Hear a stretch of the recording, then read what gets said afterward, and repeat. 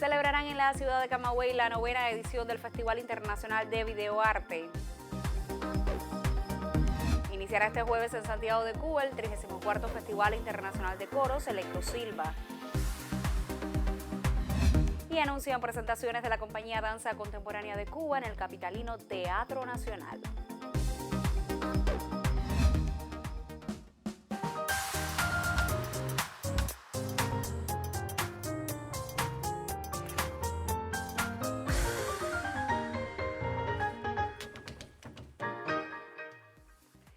Saludos desde La Habana, es martes 2 de noviembre de 2021 y abrimos la emisión del noticiero cultural de la televisión cubana. El próximo lunes iniciará en Camagüey la 9ª edición del Festival Internacional de Videoarte, uno de los más prestigiosos eventos culturales que se organizan en ese territorio. Detalles de la cita, que debió ser aplazada para noviembre como consecuencia del impacto de la COVID-19, fueron dados a conocer hace solo unas horas por su comité organizador. Comienza el mes de noviembre y con él la cuenta regresiva para el inicio del 9º Festival Internacional de Videoarte de Camagüey FIVAC, uno de los más prominentes acaecimientos del panorama cultural principeño en la actualidad. Según lo previsto originalmente, la cita debió realizarse en abril. Sin embargo, la crisis epidemiológica del país aconsejó primero su posposición y más tarde el rediseño de su programa, el cual, a diferencia de ediciones anteriores, se circunscribe esta vez únicamente a la sede del proyecto El Circuito. Vamos a hacer el festival 8, 9 y 10 de noviembre. Es decir, todas las actividades las vamos a concentrar aquí en el circuito y para nosotros es muy importante porque lo pospusimos precisamente para, no quisimos hacerlo online, quisimos hacerlo para el público de la ciudad y es muy importante que la gente sepa que el lunes 8 estamos inaugurando aquí a las 6 de la tarde en la 9ª edición del Festival Internacional de Videoarte de Camagüey. Más de 400 obras, una cifra nunca antes alcanzada, optaron por incluirse en la muestra del 9º FIVAC, que mantiene el carácter no competitivo del encuentro. Y luego del tránsito del jurado de admisión quedaron un total de 93 obras que están acreditadas por 102 artistas de 26 países. Estos son, digamos, que los datos generales más visibles del festival, aunque pudiera resaltarse, digamos, la presencia de temáticas que de alguna manera han sido recurrentes en la historia expositiva del festival y con la incorporación, digamos, de lo que es inevitable dentro del panorama temático del arte, que tiene que ver con la relación inevitable que está teniendo el hombre con las circunstancias inmediatas, ¿no? Pandemia, COVID, etcétera. Precisamente la proyección de las piezas videoartísticas seleccionadas constituirá el único acápite en el programa del festival, pues en esta ocasión no se incluye en el evento teórico ni el habitual espacio La Próxima Resistencia. El Festival de Videoarte de Camagüey siempre ha tenido un carácter itinerante y ahora, por las condiciones de la pandemia y pospandemia, pues vamos a retomar ese carácter con más fuerza, con más interés, que en ediciones anteriores. Vamos a estar colaborando con varios espacios institucionales. Ahora mismo estamos preparando una muestra que va a ir a España con el Espacio Cultural La Boca del Lobo, que es un espacio con el que hemos colaborado y que ha venido aquí a nuestro espacio también. Son estos los pormenores de una cita alcanzada también por el efecto trastocador de la pandemia, pero perseverante en su afán de celebrar el trabajo creador de los artistas y de ofrecerle al público siempre una propuesta de calidad. Oreste Casanova, Noticiero Cultural. Y de otro importante encuentro artístico que también se prepara por estos días hablamos ahora. Del 4 al 7 de noviembre se desarrollará en Santiago de Cuba la edición 34 del Festival Internacional de Coros Electro Silva. Como antesala a ese importante encuentro, por estos días se rindió homenaje a quien fuera el decano de los directores corales en Cuba y cuyo nombre honra esta cita musical.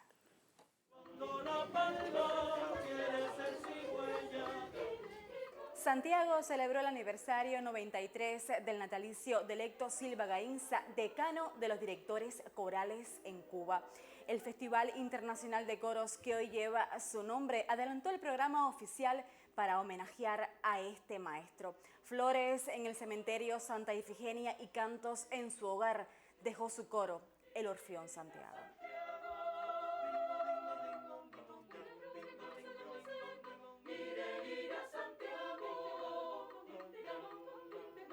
para el decano de los directores corales en Cuba fue este concierto especial en ocasión del aniversario 93 de su natalicio. Es un homenaje que hacemos año tras año desde siempre. Celebramos el natalicio de un hombre tan grande que dio Santiago de Cuba, que desde su ciudad natal hizo tanto por la música coral en Cuba, por el Orfeón, y es también una de las actividades que hace el Festival de Coros por su creador, su fundador, el maestro Electo Silva. Hasta el poblado Boniato llegó el Orfeón Santiago. Dolores, viuda del maestro, recibió ese abrazo en el que llegó Electo como memoria viva a través del canto de sus hijos. La primera foto que hay en el coro cuando se entra es la foto del maestro, porque no solo tenemos vivo su repertorio, estas canciones que interpretamos aquí no fue solo para Dolores, nosotros las tenemos como un repertorio activo. Y pienso que todos estos años de festival han sido de entrega, dedicados también a su trabajo, porque fue nuestro maestro fundador, pero que nos dio tanto en el plano de lo que es el canto coral, pero el amor al canto colectivo. Siempre seguiremos honrando la memoria de Electo, porque realmente para nosotros poder crecer tenemos que respetar nuestras tradiciones, y él es nuestra tradición. Una rosa rosa. Los coros Madrigalista, el Música Aurea y el Orfeón Santiago se darán cita este miércoles en las comunidades para llevar el canto a voces hasta el corazón de Santiago. Nosotros seguiremos informando de lo que acontece en el Festival Internacional de Coros desde Santiago de Cuba. Muchísimas gracias, Karina. Tiempo ahora de hacer una pausa en nuestro recorrido informativo y así cumplir con algunos de nuestros compromisos promocionales. Pero antes queremos, en nombre de todo nuestro equipo de trabajo, felicitar al colectivo del Noticiero Nacional de la Televisión Cubana, que hoy celebra 60 años de la salida al aire de este espacio imprescindible para la información de todo nuestro pueblo. Llegue nuestro reconocimiento y cariño a su actual colectivo y a todos los que durante 60 años han participado en la realización de este espacio noticioso. Ahora sí, hacemos la pausa y le adelanto que al regreso hablaremos de artes escénicas.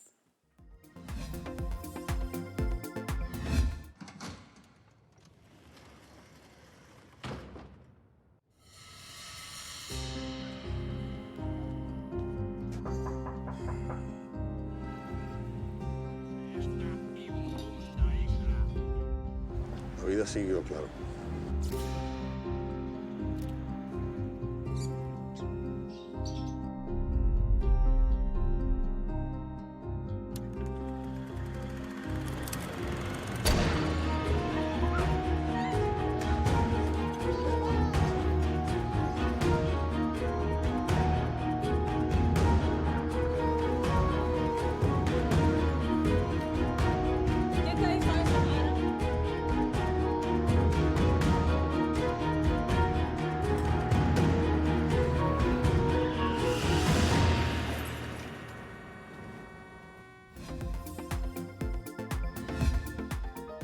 La semana pasada le informábamos acerca de la primera presentación del Ballet Nacional de Cuba después de esta etapa de receso que tendrá lugar el próximo mes como parte de la Semana de la Cultura Británica. Será una función compartida con otra emblemática compañía de danza contemporánea de Cuba. Esa agrupación ya está ensayando su propuesta Danzas de Amor que se fue del coreógrafo británico Billy Cowie. Le contamos en el siguiente reporte.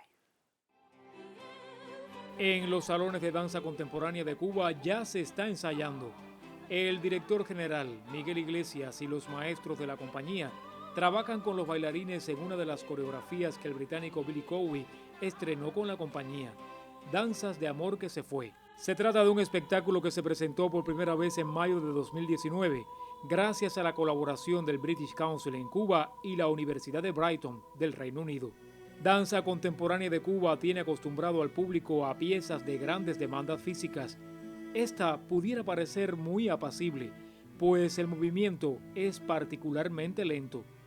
Pero ojo, porque estas dinámicas exigen un control y un dominio estilístico extraordinarios. Y tan o más difícil que lograr la uniformidad en secuencias vertiginosas, lo es hacerlo en las parsimoniosas. Algunas de las bailarinas del elenco tienen experiencia. Labios de cielo, ¿qué vendes? El estilo que Billy Cowey ha defendido con la compañía cubana se singulariza en el repertorio. Hay una decidida vocación lírica que se consolida en un entramado muy visual. De hecho, hay textos de Federico García Lorca que se insertan en una coreografía que también apuesta por la representación dramática. El minimalismo de la pauta de movimiento se sustenta en la esencialidad de la partitura, también de Billy Cowey. Danzas de Amor que se fue se presentará el 4 y el 5 de diciembre en la Sala Avellaneda del Teatro Nacional, en un programa conjunto con el Ballet Nacional de Cuba que integra las acciones de la Semana de la Cultura Británica. Yuris Nórido en el Noticiero Cultural.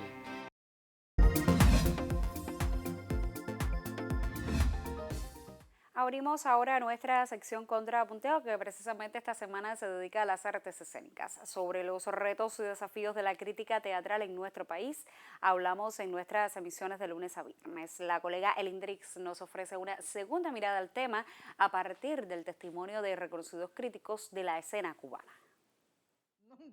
Hace rato se han desechado esquemas decimonónicos a la hora de asumir la crítica teatral en Cuba. Ayer se debatía acerca de la necesaria confluencia de saberes que se consolida en la formación de nuestros críticos, pero todavía hay desafíos. Sabemos que no existe toda la diversidad de textos, de criterios que deberíamos tener en nuestros medios. Sabemos que muchas veces encontramos textos sin una profundidad suficiente y sin embargo están ocupando espacios en nuestras publicaciones. Sabemos que existe la desmotivación, sabemos que el éxodo también incide dentro de nuestros procesos, dentro de lo que recoge hoy la historia del teatro cubano. Sabemos que existe mala remuneración en torno al ejercicio crítico y todo eso son vulnerabilidades que tiene hoy el contexto de la crítica teatral cubana. Organizar analíticamente el hilo de una saga de nombres y tendencias de la crítica teatral cubana es tarea pendiente y necesaria de nuestra teatrología, imposible de abordar aquí, como tampoco la existencia de una red de críticos de teatro en ejercicio que como sistema supera a otras manifestaciones. Hoy día el ejercicio del criterio pasa por la amplitud de las nociones de la teatralidad.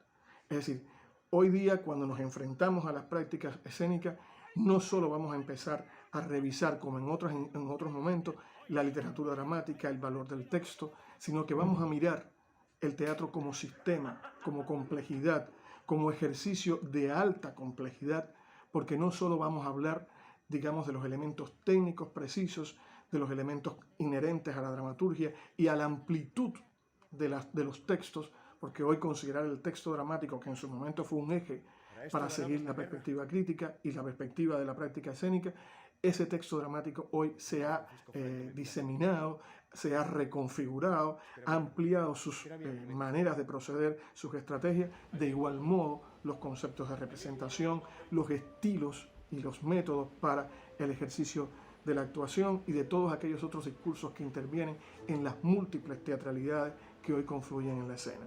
En efecto, el crítico se expone, el crítico es vulnerable, el crítico también tiene miedo porque está todo el tiempo exponiendo sus nociones del mundo y sin embargo pienso que ese sentido subjetivo del crítico a la hora de enfrentar una obra de arte no puede obviar la necesidad de la crítica de tener una tesis bien estructurada a la hora de analizar cualquier proceso escénico, que tiene que ejercerse desde la voluntad de una investigación profunda, de un conocimiento real, desde el establecimiento de relaciones históricas, desde los referentes culturales a los cuales pueda acudir para realizar el análisis, desde encontrar los espacios tal vez más vulnerables, más deficientes que puede tener una obra teatral, desde cómo están construidos los lenguajes en esa obra, cómo se activan los sentidos del espectador. La crítica es incentivo y reto al teatro que vendrá. Acompañante activo que piensa, pondera, restaura y tiende puentes. Registro de memoria para el futuro y sistematización que funda las bases del pensamiento teórico, todo en interlocución dialéctica con el escenario, la platea y más allá con el mundo de afuera. La crítica ya no es solo un oficio individual, sino también es una voluntad, es una actitud ante el proceso creativo. El del ejercicio de la crítica no es un tema menor, pues influye decididamente en la formación de un público y en la consolidación de los vínculos entre todas las aristas de la creación. Elin Drix, con la colaboración del Consejo Nacional de Artes Escénicas para el Noticiero Cultural. Gracias a la colega Elin Drix por este acercamiento al tema que debatimos durante la semana en nuestra sección Contrapunteo, retos y desafíos de la crítica teatral en nuestro país. Para participar de este debate usted puede escribirnos a nuestro correo electrónico contrapunteo.nc@cubarte.cul.cu o dejarnos un mensaje en nuestra página de Facebook www.facebook.com/noticierocultural.Cuba. Tiempo entonces de hacer otra pausa en nuestro recorrido informativo y al regreso nos acercamos a las artes visuales.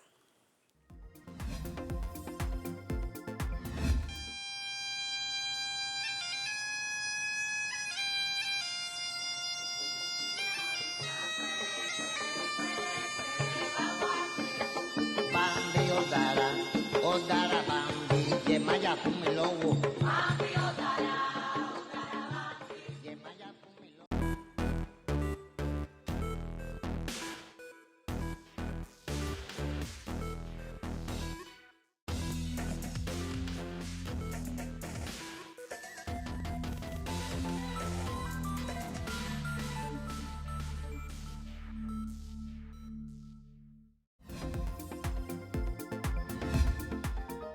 La Casa Benito Juárez, ubicada en el centro histórico de la capital cubana, acogió hoy una acción visual dedicada al Día de los Muertos, fecha que de manera muy especial celebra a la hermana nación mexicana, con la presencia del embajador de México en nuestro país, Miguel Díaz Reynoso. Junto a personalidades de nuestra ciudad se inauguró un altar consagrado por la efeméride.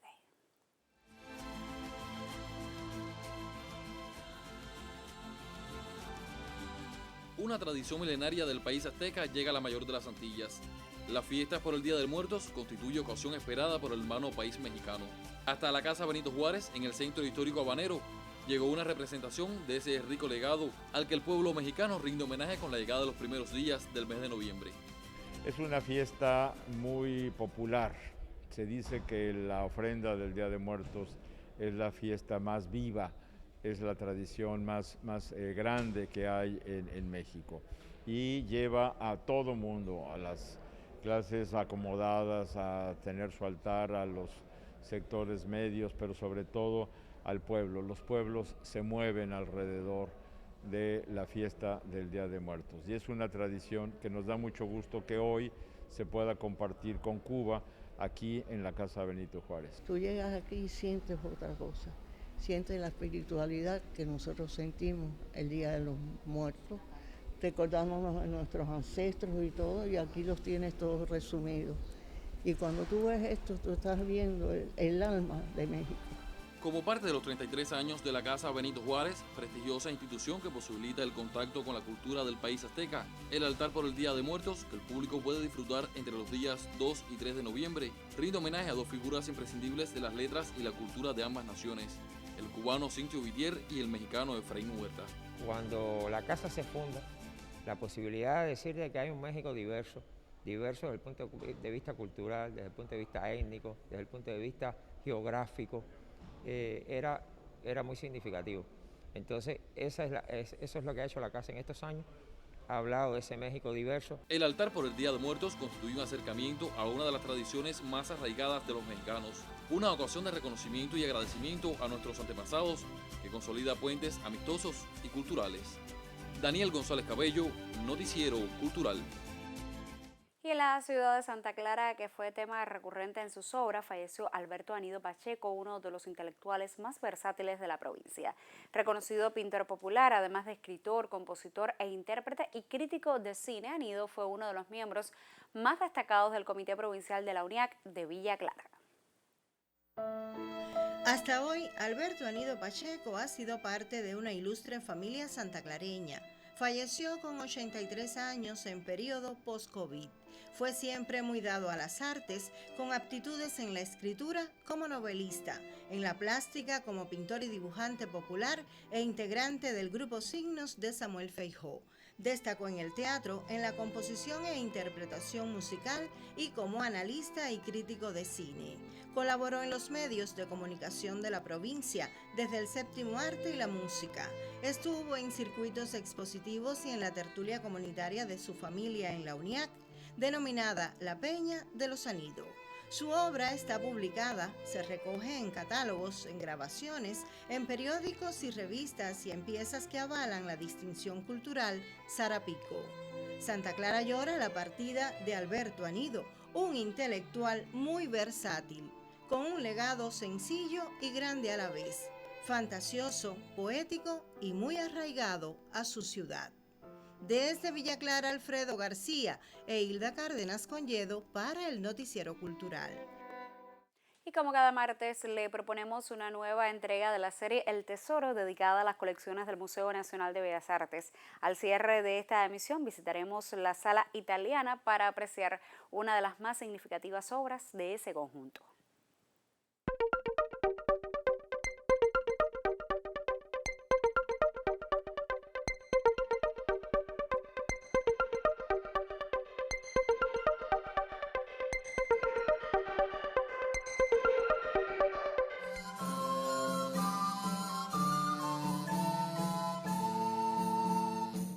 Vittore Carpaccio fue uno de los más singulares pintores del Quattrocento italiano, particularmente en el contexto veneciano.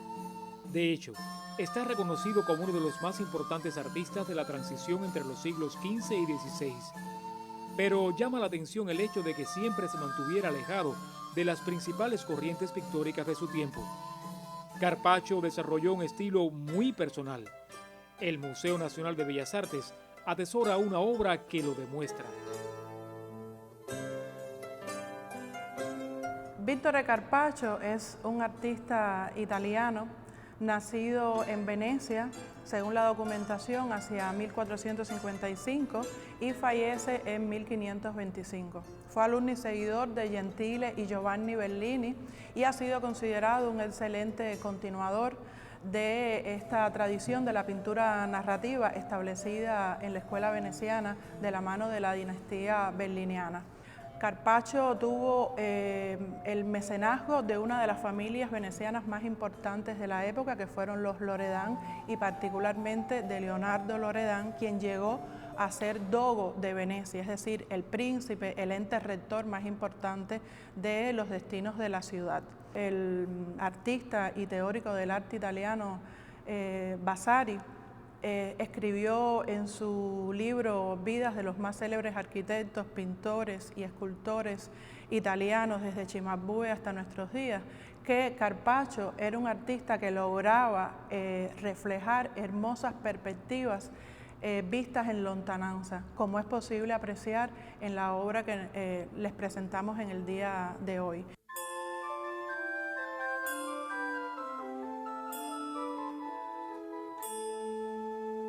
El título de la obra de Carpaccio, que con mucho gusto les presentamos, es La recepción de un legado.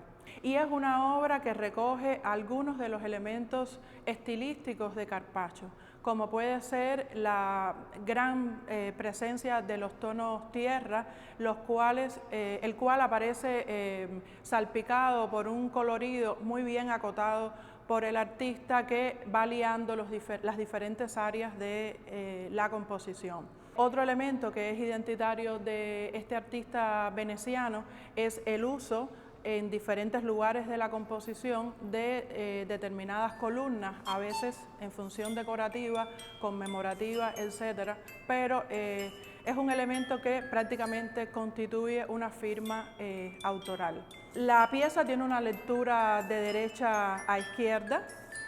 Muchos historiadores que la han apreciado han colocado, como podemos ver, en el segmento de la derecha lo que sería la espera, mientras que en el segmento de la izquierda pues ya el legado, el emisario, ha llegado y está saludando al dogo, la figura regente de Venecia, mientras en el fondo se colocan algunos hombres un poco más jóvenes que aparentemente están se están llevando de la escena los caballos en los que imaginamos acaba de llegar el legado y su comitiva. La obra que presentamos puede interpretarse como una loa a la diplomacia, o visto en un sentido más amplio, una loa a la civilidad, a la vida con tranquilidad, con respeto, al humanismo que estaba promulgando el Renacimiento y en el cual Venecia se está insertando. Y no podemos olvidar que Italia fue, en el contexto de los países europeos, la cuna del arte moderno de la diplomacia. En esta emisión del Noticiero Cultural le pusimos al tanto de la celebración en la ciudad de Camagüey de la 9ª edición del Festival Internacional de Videoarte. Le contamos sobre las actividades previas al inicio este jueves en Santiago de Cuba del 34º Festival Internacional de Coros Electo Silva y le ofrecimos detalles de las presentaciones de la compañía Danza Contemporánea de Cuba en el capitalino Teatro Nacional. Gracias por acompañarnos en esta entrega informativa. Nosotros, por supuesto, regresaremos mañana con otras noticias del arte y la literatura en Cuba y el mundo. Hasta entonces, me despido, como siempre, con un saludo desde La Habana.